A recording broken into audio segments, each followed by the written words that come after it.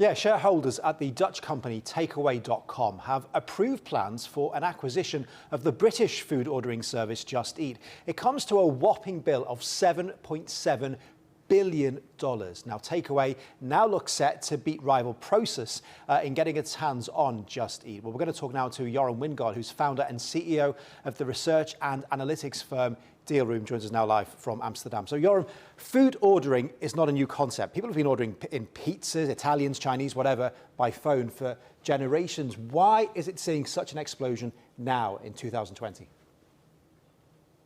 Well, it's been going on for already several years. So people are more and more ordering online. They're used to that same experience for other products, and now they want the same experience when they're ordering food.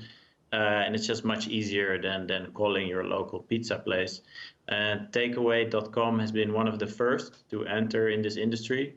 Their initial technology was actually mostly focused around fax, receiving fax orders. So the customer could order online and then the restaurant would receive a fax. So they've evolved from that.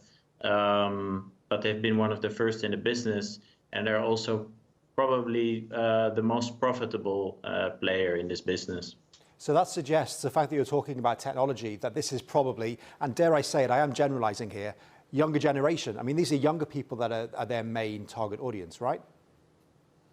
Maybe not as much as you think. So actually, takeaway is very much in the pizza and Chinese and traditional takeaway, whereas there's some other players like Deliveroo and Uber Eats are maybe a bit more targeted on the younger demographic. They're focused more on densely populated areas and big cities, whereas takeaway is really nationwide phenomenon. So lots of these companies, particularly the large American ones, they're not profitable, which normally would have investors running in the other direction. But Just Eat had them lining up. So what's the attraction for a company that is not profitable?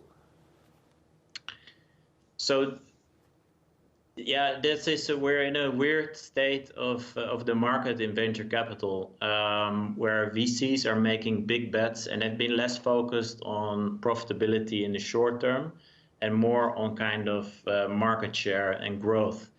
So there are some other companies like Deliveroo, like Uber Eats, some US players, Chinese players that have been maybe growing a bit faster and that have been more visible, perhaps a bit more sexy. They have also been more innovative, perhaps, in the way that they actually deliver the food to the customer.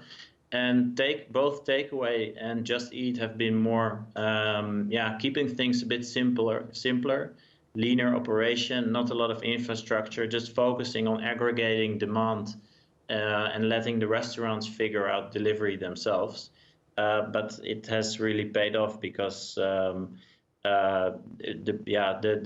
performance of Takeaway on the market has been really good, and that's why they're now in a position to do this acquisition. Okay. Yorem Wijingaarde there from Dealroom. Thank you for joining us there from Amsterdam. So it's absolutely remarkable when you think about it. You know, you've got industries like, say, Uber, where they have taken ride sharing and they have exploded. You've got the food industries where they have just evolved a delivery concept that's been around for a while, and they are all tied to these things. This really is the smartphone, the app revolution, and as you can see with Just Eat, it is absolutely paying dividends.